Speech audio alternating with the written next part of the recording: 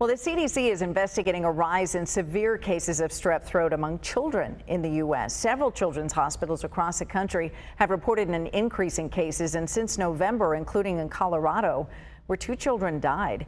Joining us this evening to speak about the alarming rise is family physician Dr. Nadine Haddad. Thank you for being here with us. Yeah, thank you. So what is it in particular about this year's strain that makes it so severe?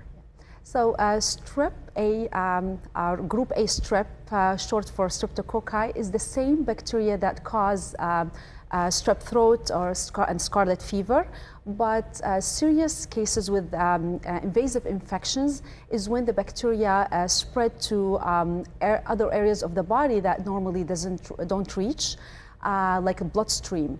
Although these invasive infections are rare, but they are associated with high mortality rate, and they require immediate medical intervention with the appropriate antibiotics use. Well, I'm on the other side of this in terms of getting the daily colds and strep throat with my kids. I'm now an empty nester and they're in college, but never in all those times that they would get ill did I think that strep throat could potentially be fatal. So how do you characterize the risk? Your child gets strep throat. Should we panic? What should we do?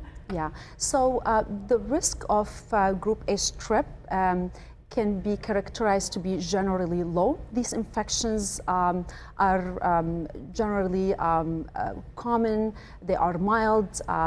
Most people recover without complications, and they can be effectively treated with antibiotics.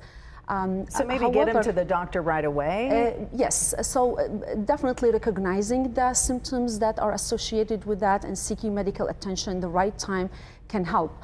However, on the other hand, in rare cases, it can lead to severe and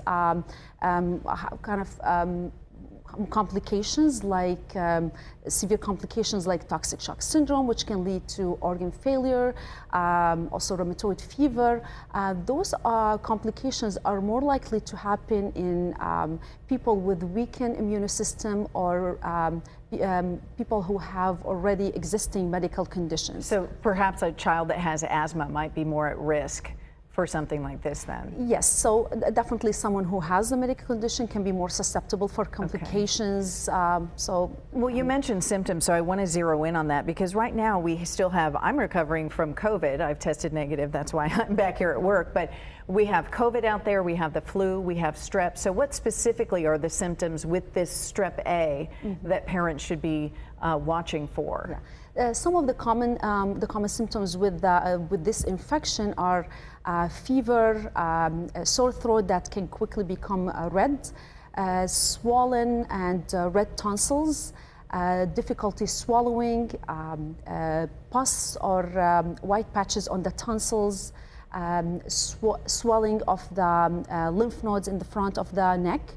There are some also less common symptoms like headache, stomach pain, nausea, vomiting, and rash. All right, we're almost out of time, but I would be remiss if I didn't ask you about amoxicillin because that's a very common antibiotic and there's been a shortage in some cases. So are there other ways to treat it or how should parents address it? Yeah, so the typical treatment for strep infection are amoxicillin and penicillin.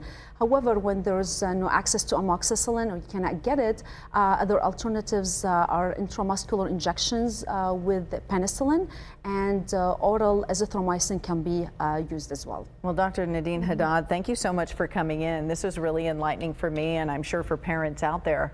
So I appreciate your time. Thank you. Thanks for having me.